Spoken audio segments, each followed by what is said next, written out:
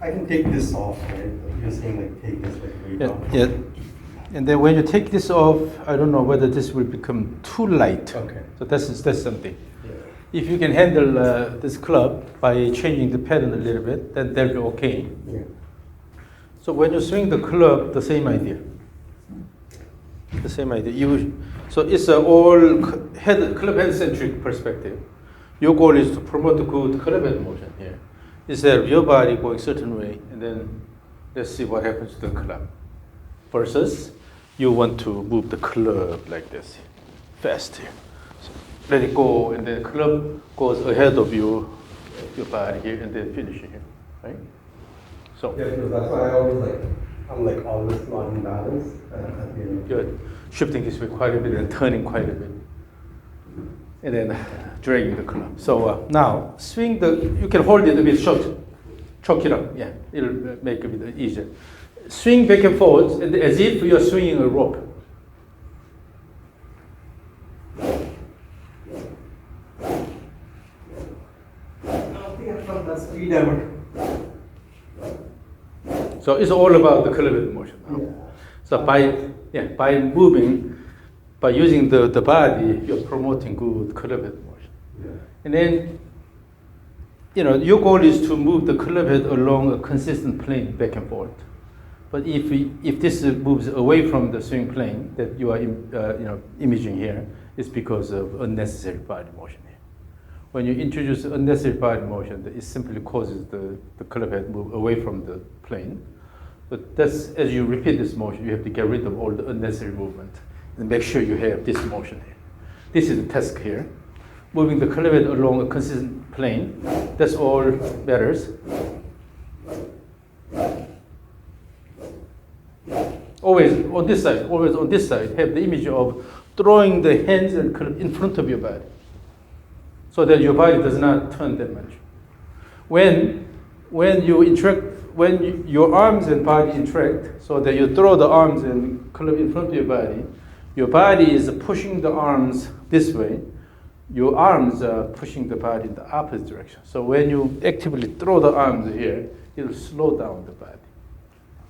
It's Newton's third law of reaction. Mm-hmm. Throw, yes. Throw, yeah. Throw, that's it. So that's the idea. Now still you're the arching the body. So it's a bit unstable at the end, but imagine this. Your goal is to move the club head along this plane here. Okay?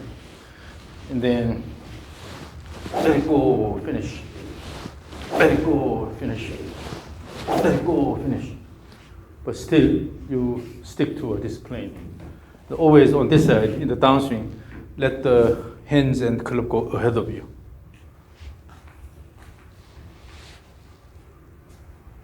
In doing that, you have to use the wrist and the forearm well.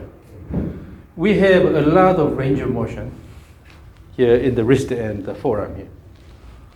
So if you just use this motion here, it has a limited range of motion here. If you just use this motion, it has limited range of motion. But if you also use the so-called pronation, supination of the forearm here, you can create a lot of range of motion. So you have to use the mobility allowed in the wrist and forearm to make this motion smooth. But if you lock the wrist, if your wrist is rigid, then you're not using that mobility. So make your wrist engaged in this motion here. Yep. Throw. You see, once you start using the wrist, the motion is a lot simpler. Yes. A lot more planar. I've never felt the release like this ever. Mine is like this. Right? Yeah, always you try to hit the ball. Yes. So this interaction between the arms and club, this is causing the club head motion, a trouble in the club head motion.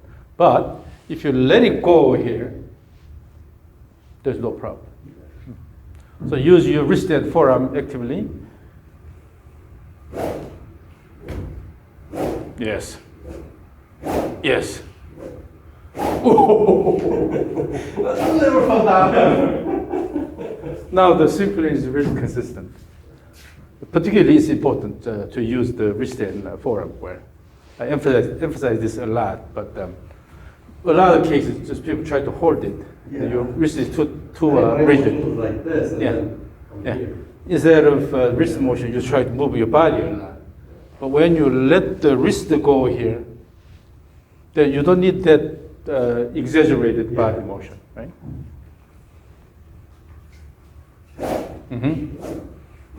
Yep. Yes. Okay, let me record this. Ready, go. Let it go. Throw the hands and club head in front of your body. Let it go. Yes. Look at this. Very different. Go. Let it go. Throw the hands and club head in front of your body. Let it go. Yes. The finish is itself happening. Because you are letting it go. Yeah. Because you keep it in front of your body, and then let it go, and then Yeah, it's happening by snap itself, somewhere. yeah. I've never been this stable in my finish. I was like that. So particularly, this is the problem with the strong grip here. If you tend to hold it this way here, I mean, people can use different grips, but the way I see it is that if you have such a strong grip here, then your hand should be this way. Otherwise, you'll be this. This is really awkward. With this, your left shoulder really high, right shoulder down here. Sometimes in junior players, skinny junior players, it can cause a scoliosis in the long run. I've seen several cases. So in order to prevent that, you probably want to this. Yeah. So you keep the hands here. But imagine this, when you swing and hit the ball here, you cannot go any further here with this posture. You have to turn this way here. But if your hands are going like this, it's hard to go this way.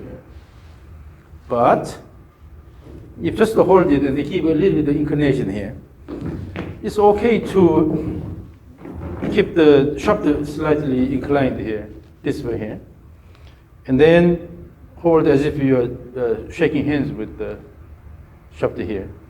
When this happens, let it go. You can go this way here. But if you go this way here, it's hard to do this anything here. So it's important to have a natural motion in the wrist and the forearm. Now let me watch from here.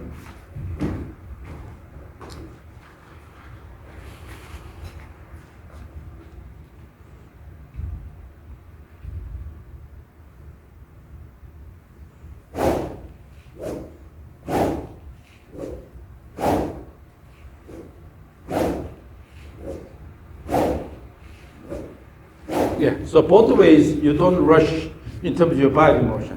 You have to always wait until the club head catches up both ways.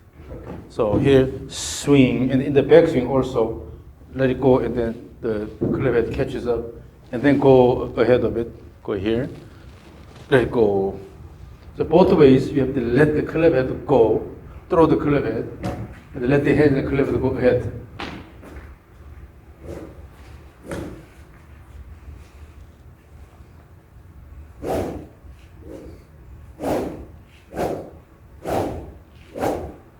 Yes.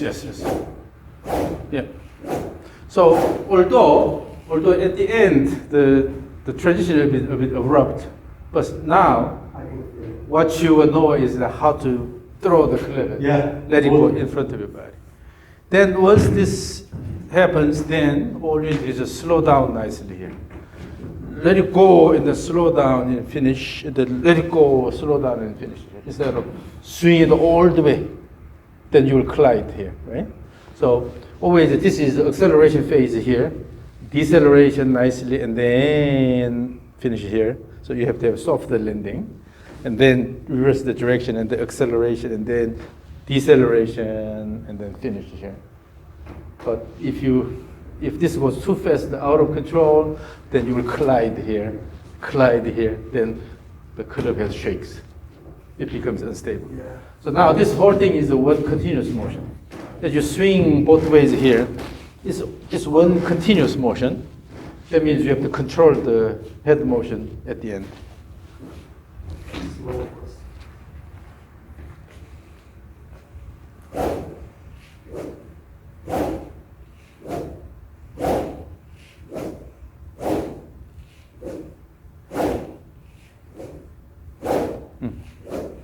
Now you're a lot freer. You are really letting the club head go. Yeah. That's a very different. So let me record this.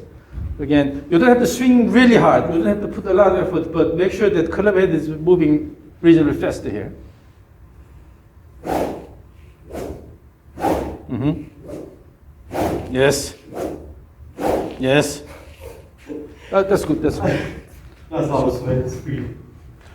So as you repeat this again and again, you will be able to find more comfortable motion. Yeah. Yes. Yes. Go. Your body turns a lot, but actually you could have it not moving that fast. Yeah.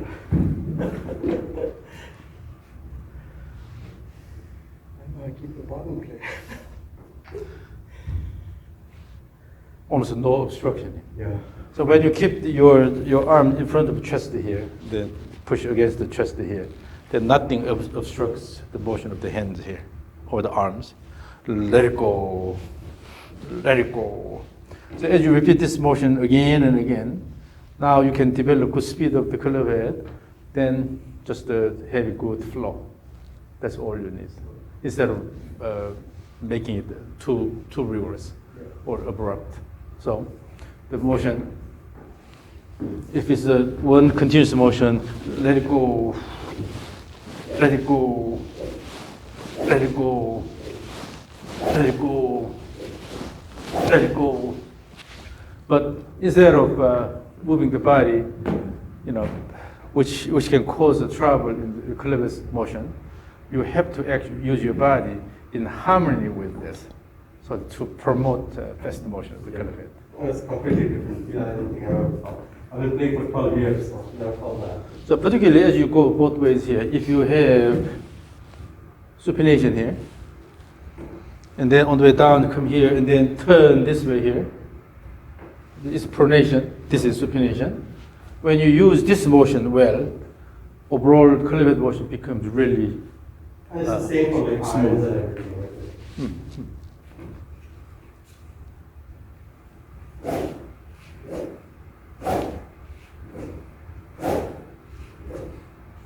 Yeah. So also in the backswing here, from here, the same thing.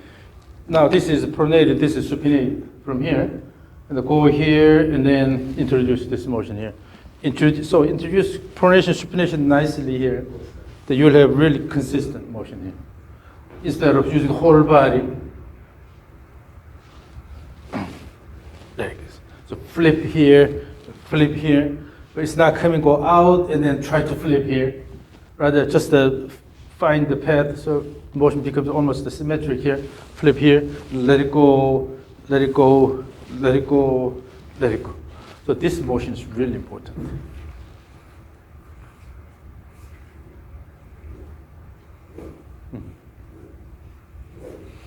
So then you can have almost a symmetric motion back and forth. Yeah.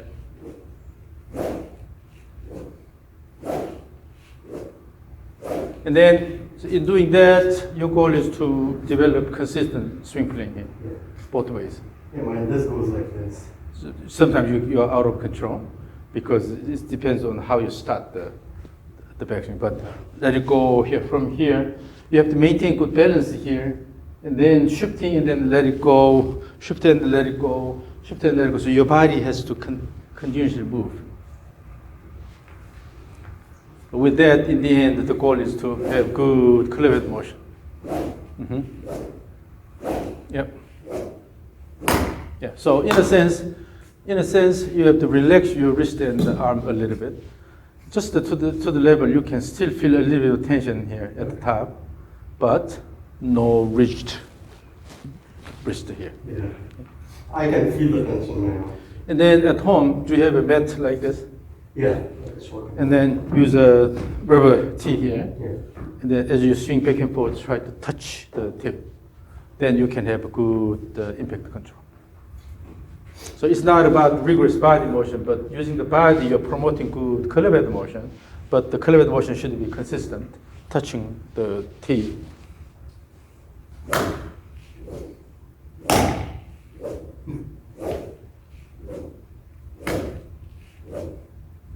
Yeah, so in the downswing, you touch, in the backswing, you're missing. Yeah. It's typical. Okay. Only really expert golfers can touch both ways. Yeah, the one That makes you feel better. the one I had yesterday, he used to be a professional player, and he could do it really well, and he broke the tee. Keep hitting the tee, and he eventually broke it. But so in your case, obviously, all the way down you're touching, but even it's touching, but it should be consistent. Okay, and then in the backswing, also try to keep it a bit closer to the tee. Yeah. So with this repeated motion, while your motion is becoming more consistent, you let the cleavage go, so you gain speed, but at the same time you have to have good impact control, right? So again, let me watch from here.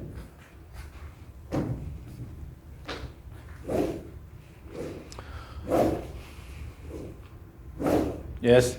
Now you are really letting the cleavage go in front of you. You are in the follow through. Yes. Yes. So that's why you have a better control.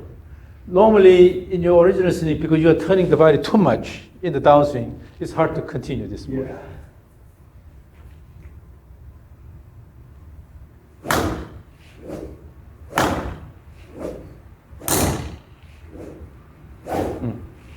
So what I teach is how to move your body.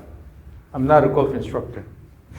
I'm a professor teaching biomechanics at the university here. And I'm not a golf instructor, so I'm not teaching golf, but rather how to move your body. But if the goal is to move the club head fast enough, and then with the natural body movement, then we can certainly come up with that motion. But then you can refine it. You can work hard on the range to dial in everything and have precise impact control. But at least now you have good foundation here, good foundation for the body motion. Now let's go to stage 3. Stage 3 of the two-step swing here. So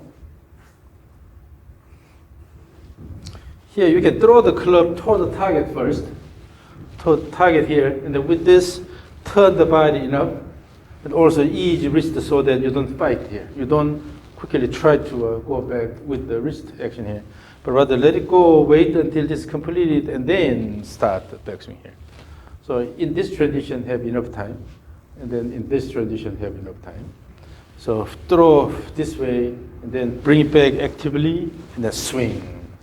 So this initial motion is called the trigger motion. So using the trigger, you'll promote active backswing. The active backswing will automatically give you active downswing.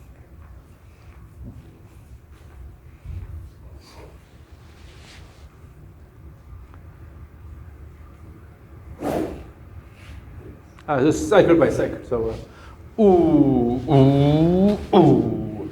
Yeah, ooh, Tony, ooh. And then finish one cycle. Come back here. Okay. And again, ooh, Tony, go.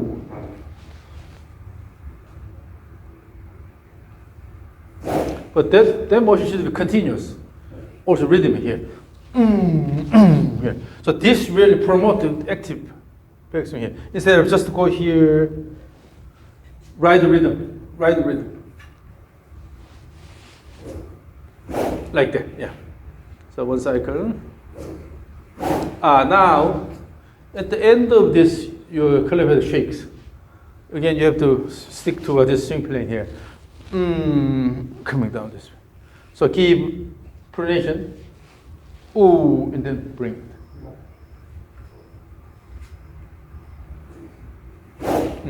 And then one thing you have to be careful is that after this, you don't go this way here.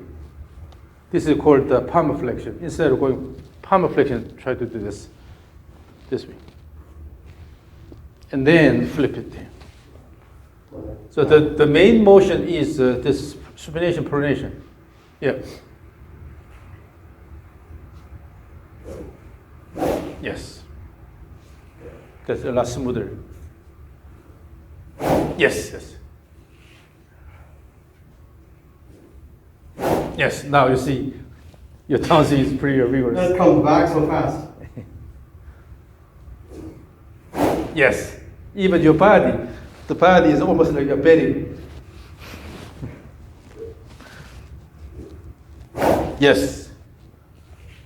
This is good speed. Yeah. So no need to turn the body a lot this way. Yeah. Your goal is to have active backswing here from here, large enough backswing here. From there, you are letting it go, and then the hands and the club head are in front of your body, letting it go. Let me watch from here.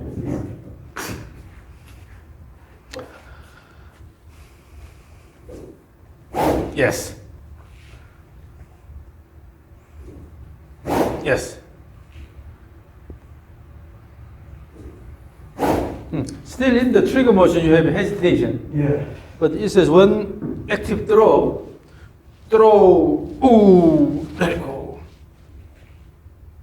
Oh, that's too rigorous. So always your goal is to control the cleavage motion instead of, yeah. The key is here, let the head go, and then head go.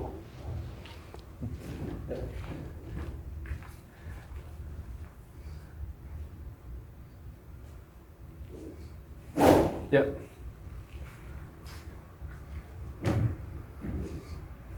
Yeah, as you repeat this, you will get better and better, and you'll be able to develop good flowing motion, so that you feel really comfortable.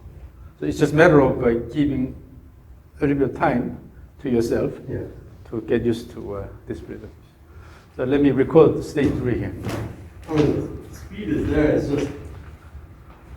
Yeah, if you let the cleavage go, then you'll already gain a lot of speed. All right, so, okay, ready, go. Yeah. I feel like I'm so out of control because of the speed, but my body is like stable. Okay, ready, stage 3, go. Yep. So let's compare this with your initial motion pattern.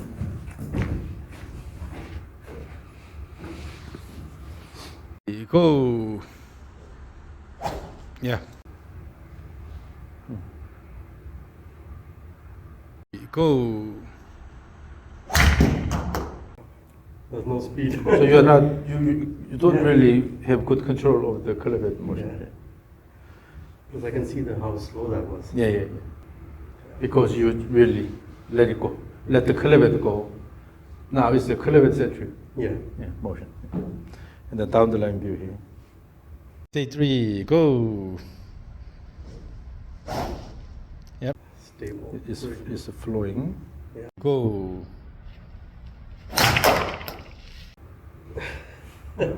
You try to put effort in the body motion, but the cleavage is really slow. Yeah. Because you don't really let the cleavage go. Instead, your body tries to do something. So this is what you need to practice a lot. Okay. If you give maybe 2 or 3 weeks, an hour a day, you keep practicing the continuous swing, rope swing, and that is stage 3 repeatedly, and then try to develop comfortable flow. But the bottom line is, you should be able to use the trigger motion to promote active backswing. Active backswing gives you active downswing. Okay? So like in the golf swing, that trigger motion, right? So I see like when I was doing the stage 3, I could feel more speed when I come down. So when I'm like swinging at the range, right? Like. So what would be a good strategy to go from stage 3 to your regular swing? Somewhere like move this club. No, essentially what you are doing with the state 3 is to develop certain body motion, certain body rhythm. Yeah. So you have to take advantage of that. So if you have state 3, swing, right? And you go here, the same thing. Yeah. You have to move the body before the club moves. Okay? And then in the trigger motion, this motion here, with this, both the club and the body moves. But now when it's rested here, then somehow you have to do certain thing here. Or what you can do is, if you let the shaft go from left to right slightly here, and then hold nicely here. Or even in the driver condition, the ball is on the left side, so you can go a bit more here. And the body is slightly inclined this way. Because your hands are already on this side here, it's easier to start the backswing. So the worst is holding it like this, in the middle here, and the hands are coming this way. This is the worst. But if your hands are slightly on the left side here, from this, because the body is already turned this way here, so it's easy to turn this way. Or here, slight, if you lifted the right heel slightly, then. So as you repeat this, state 3, as your pre-shot routine, and then your regular swing, state 3, regular swing, your body gradually get used to this. Then what happens is you will be able to have slight body motion and then let it go. Always at the beginning of the swing, you don't start from completely stationary position. Your body is always subtly moving here, and the ends start. So the main problem usually in the golfer is that they have really stable position here. This the setup position, stability is not the key. You have to break out of that motion here. So how you start the backswing by breaking the stability, that's the key. But if your body is too stationary, like this is hard to start. Rather, actually, if you have a little bit of motion here and then start, then this will be a lot more natural, right? Yeah. So as you repeat this, you will automatically develop that body trigger instead of club trigger. So, but for the moment, diligently work on state 3 and the continuous swing, so that when you have the ability to control the club motion on the swing plane nicely, accelerate, decelerate, and then change the direction, acceleration, deceleration, change the direction. If you can nicely move the club head, then state 3, and then your regular swing, repeat those, and then develop certain body motion. So for the moment, since you are not that far away from here, only 3 hours drive? Three, almost now. Yeah, so since you are not that far away, give maybe about 2 months, 3 months. Okay. But initially 2 or 3 weeks, diligently practice this. And once this is in place, then start the mixing the state 3 and then your regular swing and develop the strategy. And then see how it goes. And then send me a video clip that I will take a look at. And then maybe give maybe 2 or 3 months and then come back. Then we'll work on the next thing. So currently, the main thing today is to establish more club head centric perspective or rope centric perspective, and then adjust your body motion to promote that. Once you feel it, once you have confidence, then you will see a lot of gain in the speed. Already today, I've never felt that speed at the impact. so as long as you let the club head go in front of your body, then you have to put a lot of effort. So instead of putting a lot of effort, simply let it go. That alone will give you more increase in the speed and the distance. So enjoy that. But then as you build more confidence, your body can handle the motion better and better, then you will have further increase. Okay? Yeah. So that's the idea. Thank you. This was very easy. Yeah.